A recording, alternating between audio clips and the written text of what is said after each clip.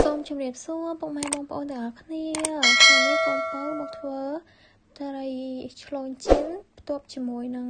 អំពិលខ្ចីបុក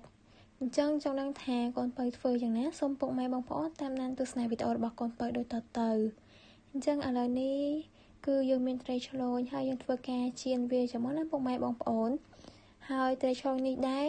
បើសិនជាពុកម៉ែបងប្អូនតនេធ្វើការវះពុះវះអីវាឲ្យប្រឡាក់គ្រឿងបន្តិចផងដើម្បីឲ្យវាមានជាតិអញ្ចឹងណាពុកម៉ែបងប្អូនហើយត្រីឆ្លូញនេះផងដែរគឺត្រីឆ្លូញស្រែយើងទេណាមិនត្រីឆ្លូញចំទេហើយនេះត្រីឆ្លូញរបស់យើងបានឆ្អិនរួចរាល់អស់ហើយយើងមកធ្វើជាមួយនឹងអំពិលបុករបស់យើងម្ដងអញ្ចឹងយើងមានអំពិលខ្ចីមក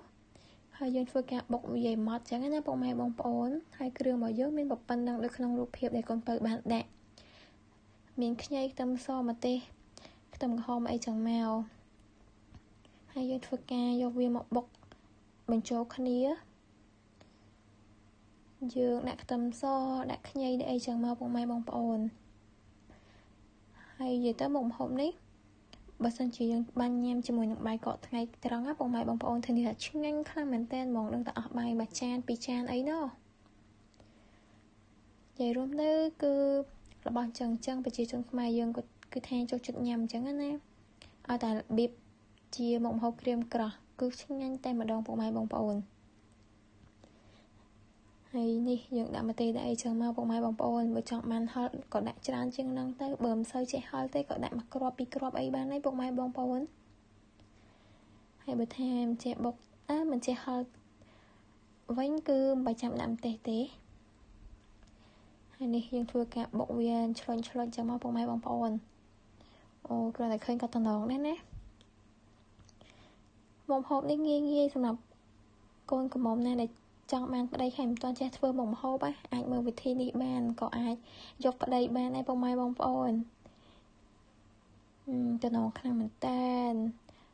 ហើយនេះយើងដាក់គ្រឿងបន្ថែមទៀតទៅមានស្ករប៊ីចេងម្សៅរ៉ូឌីអំបិលអីក៏មានប្រមាណដាក់ប៉ុណ្ណឹងទៅពុកម៉ែបងប្អូនកូនពៅមិនសូវចេះរៀបរាប់ច្រើនទេពុកម៉ែបងប្អូនអាចមើលតាមតែក្នុងវីដេអូហ្នឹងទៅចានិយាយទៅគឺវាអត់សាមញ៉ាំច្រើនទេបុកអំពិលនេះហ៎ឲ្យតែយើងចេះបុកទៅដាក់តែគ្រឿងក្រៅមកល្មមមាត់យើងញ៉ាំទៅគឺថាឆ្ងាញ់តែម្ដងហើយនេះយើងបុកចិត្តរួចរាល់អស់ហើយយើងបន្ថែមម្សៅស៊ុបអីចូលបន្តិចទៀតទៅដើម្បីបង្កើនរសជាតិអំពិលបុកយើងឲ្យរឹតតែឆ្ងាញ់ថែមទៀតណាពុកម៉ែបងប្អូននេះតំណងឯងពុកម៉ែបងប្អូនបន្ទាប់ពីយើងធ្វើរួចរាល់ហើយយើងដួសវាមកដាក់ចានមកទុកញ៉ាំជាមួយនឹងត្រីឆ្លងជៀនរបស់យើងមិញហ្នឹងណាពុកម៉ែបងប្អូន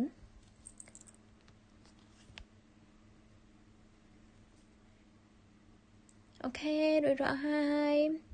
អញ្ចឹងបើសិនជាពុកម៉ែបងប្អូនចូលចិត្តវីដេអូរបស់កូនពៅធ្វើបន្តទៀតសូមពុកម៉ែបងប្អូនធ្វើការចុច like subscribe និងដាក់រូបសញ្ញាកណ្ដឹងផងណាសូមអរគុណ